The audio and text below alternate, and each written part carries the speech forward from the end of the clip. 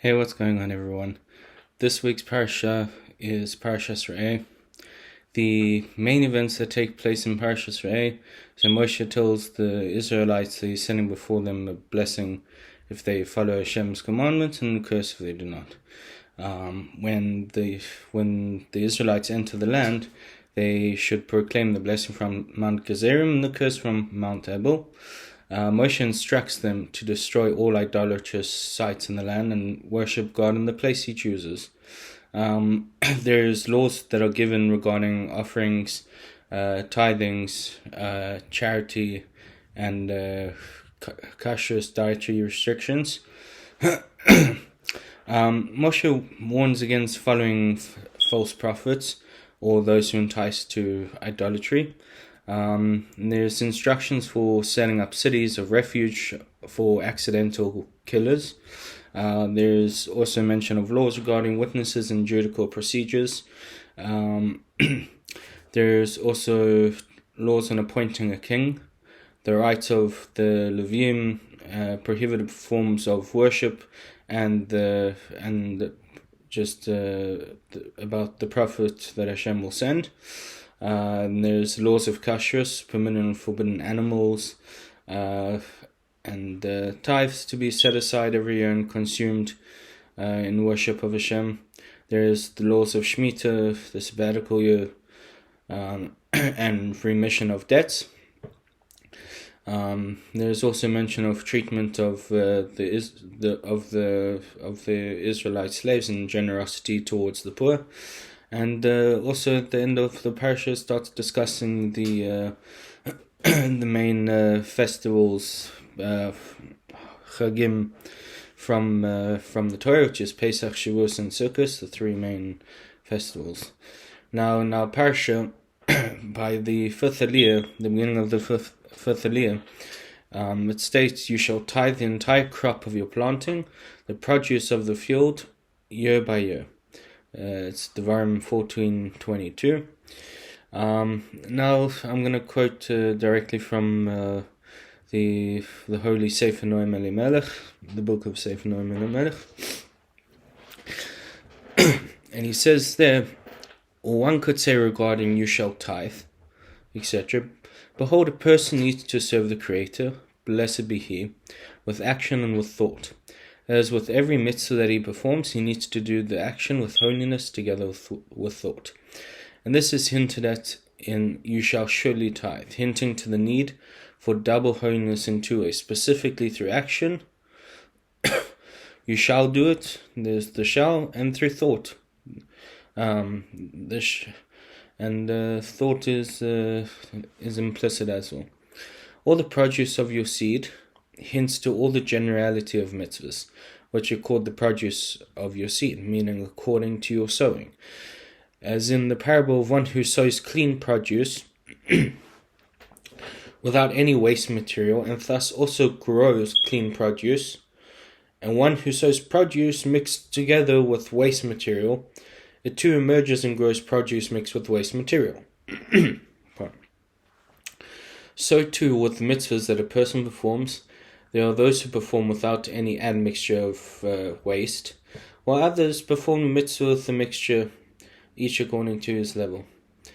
And the verse states that you need to perform with holiness all the produce of your seed, through action and thought, as mentioned, that emerges from the field, meaning the mitzvah emerges and ascends to the upper field, which is the Sadeh Tapichin, the apple orchard. The apple field is known. Year after year, hints that every year a person needs to serve the Creator, blessed be He, with an additional level of strengthening and holiness. And it's just to get back to what's mentioned at the end there, that this working of the lower fields, meaning doing mitzvahs in this world, performing mitzvahs with kavanos, elevates the lower fields. It ascends from here. The mitzvahs ascend from here, and they go up to the Sadeh Tpichin, which is Indian mentioned to say an Indian. It's an idea. I don't like the word idea, but it's a matter. It's a matter of a upper field. We know that whatever's down below is a reflection of what there is above. So there's apple fields down below. There's an apple field above.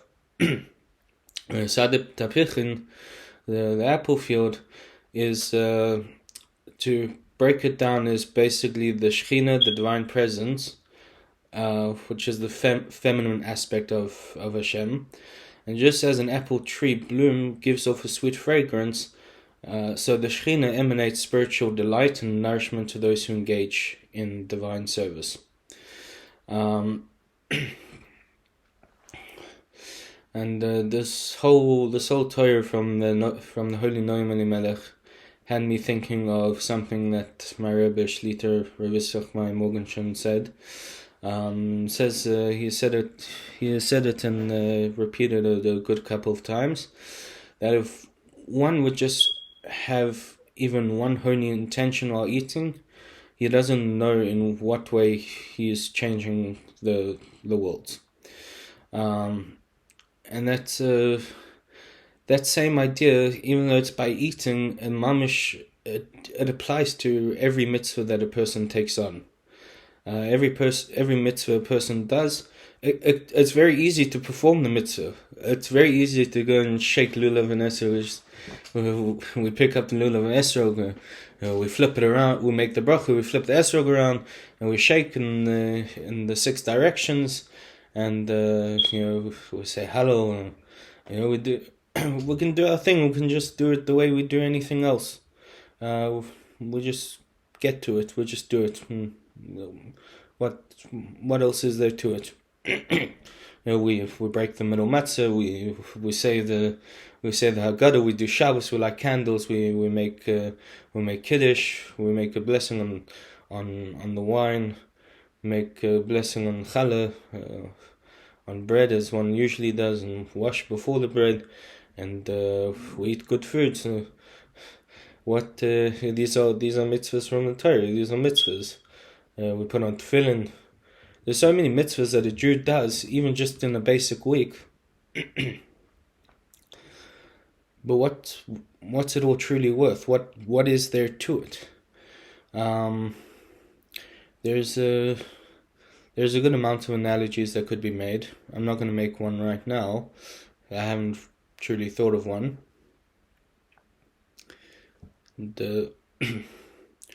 But a mitzvah, doing something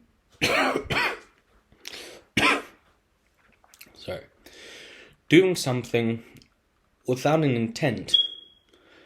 Say, for instance, when a person, I'm sure we've all been angry before. We've all experienced a moment of anger.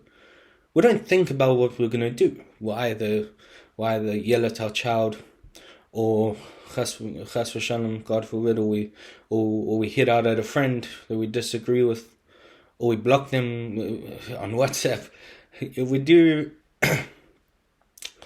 when we're in a state of anger, so we do there's an action that usually takes place when a person's angry. There's some form of action that happens when a person is put into a place of anger. Anger doesn't usually come about without something external from a person happening, in which causes him to flare up and to do something without thinking. Mitzvahs, on the other hand, we can perform them without any intention, without any holy thought. And so we get the mitzvah, we do the mitzvah, it's a mitzvah nonetheless. But as soon as we have an intention, a holy intention, that's when we're taking ourselves and we're being in a way we're being Makabel al Malchus Shemayim. We're glorifying Hashem's name down here through the level of sphere of Malchus, which is revealing Hashem. Doing mitzvahs, doing an everyday act, that's great, that's fine. We do that, we get it done with. But as soon as we start having an intention, as soon as we think l'shaim yichud kitche brechi shchinte, yachad shem yidhai b'vuvhai, as soon as we have intention that we're glorifying Hashem, that we're mevatling ourselves, we're nullifying our own ratzon before Hashem's, our own will, we're nullifying it before Hashem's will. That's what creates the beautiful fragrance, the sweet fragrance that comes off the mitzvahs in the Sadat Pichin. The Sadat Pichin, the fragrance that comes off, that emanates. B'ezras Hashem, one day we'll be Zoche in the Gula to get to that upper place and to truly smell the sweet fragrance, the delight of the apples that we've planted. The mitzvahs we've done will attain the reward for it, and the reward to Hashem, to our Father, is not based on that. It's partially, you can't have intention without doing a mitzvah. It's like saying I want to do something, so I have an intention to do something, but that's all I have, is I say that I want to do something, but I don't actually do it. If I do something with the intention of doing it for a greater good, so that's when our relationship with our Father, that's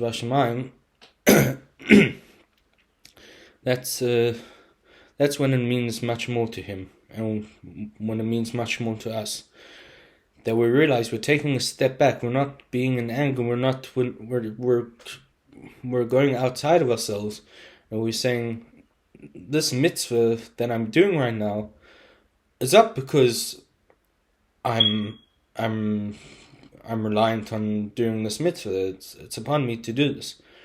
We're saying, yes, but I am reliant on doing this mitzvah, but I choose to do this mitzvah. I want to do this mitzvah, and why do I want to do it? Because I want to glorify Hashem's name in this world. I want to reveal Him in this world. This is how I can reveal Hashem. Hashem has told us in His Torah how we can reveal Him is by doing the mitzvahs. How does Hashem get shown in this world? Baruch Hashem, Chazdei Shemayim, we're not idol worshippers. We don't look to man. We don't look to symbols. We don't look to something that's in this world. We recognize this. There's our Creator, the Infinite One, the Ein Sof, is completely above this world. He surrounds and fills all worlds. And as soon as he's above time as well. There was a world before we were born, and there's a world after we leave this world. There's always been a world. There's always been Hashem. Hashem's always here, and the Torah is above time as well. The Torah existed beyond the creation of the world as well. I believe, if I'm not mistaken, by 2,000 years. Whatever that may mean as well, since there was only time created from when the world was created. I won't get into that, but nonetheless, as soon as we go out of ourselves and we recognize that we're completely nothing, we have nothing without Hashem. We have no substance, we have nothing, there's nothing shaykh, there's nothing relatable. There's nothing relatable to us in the most fulfilling way. There isn't. Ultimately, Echad Yuchnim Yichad. Hashem is one. He's unified, and He's unique.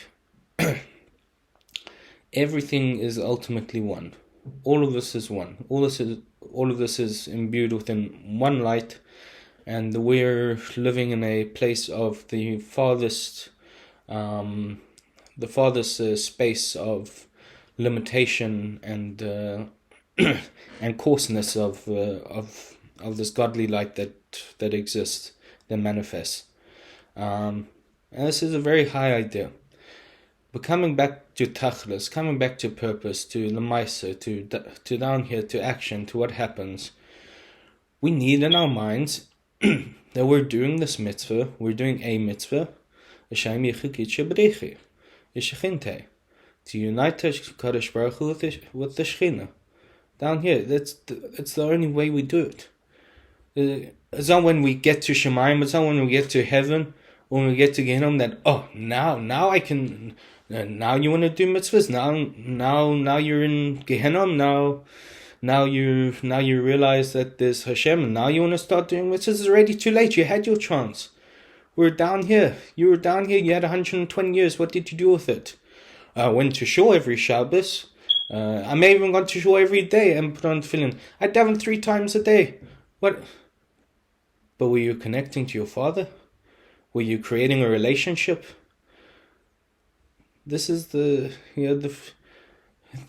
fruits there, but the nourishment that comes from it, the kavanah that there is, it only comes, that the completeness of the mitzvah only comes from the intention that we have within inside ourselves, the recognition within inside ourselves, the emunah that we have, that all is from Hashem, all is for good, that there is no bad in the world at all. When we're in such a state, when we have our minds focused, and we nullify the world around us, and we spend in whatever mitzvah we're in, only focusing on that particular mitzvah, and how we can reveal Hashem down here through the mitzvah, and also when people see another person serving Hashem with intent, so it causes hashpah, it causes influence upon another person that may not necessarily be serving Hashem with any form of intention or any form of chizuk, of strength. It's dull, it's mundane, it's I have to do it. There's no... as soon as we take that little bit of love, that little bit of feeling that we have, and we start elevating it little by little, in whichever intention we have, the tzaddikim, they're having kavanas, they're having intentions. Every single bite they take, every single little thing that they do, and us regular people, we're gonna forget about it. We're gonna maybe remember to have the Shem Havaya in mind, Yud K Vav K in mind when we're eating some food, or it comes to us once in a while. But that shouldn't be holding us back from letting it turn into the ways that the tzaddikim have it, that we're doing it little by little. Mi'etz Hashem, this Shabbos we should be zoche to have a greater conscientious of Hashem in this world and in our lives, and through everything that we do this Shabbos, we should be zoche to fill it with even just Reb Nachman of Rezov says, and anoiches. Sorry. A bissel is noichgit. A little bit is also good. Every little bit that we do, every little intention, extra intention, we try having an extra intention. The Shabbos, by Kagavnu, by Anabakayach, by any part of Shabbos, whatever little extra intention we have, it's the most beloved thing to Hashem, and we should be zoche to live this Shabbos and take this Shabbos into the next days with that the little bit of extra intention, and keep that little bit of extra intention growing, built off the light from Shabbos. And really, this is kind of a pre-preparation for final day of judgment, Yom Kippur. Yom Kippurim. Elul's around the corner, Shabbos Mevarchim. And Elul's now the time to rush for the mitzvahs. We realize there's some Jews, they start saying slichs for 30 days. Start asking for forgiveness. This is the time now. This is the time now that we start chapping every mitzvah we can, and even more so, we do it with a little more kavanah, a little more intention. We're gonna surely get ourselves into an even greater place in the books, and Mi'etz Hashem for the next year as well. We'll receive even more shefa abundance. Mi'etz Hashem. A beautiful Shabbos.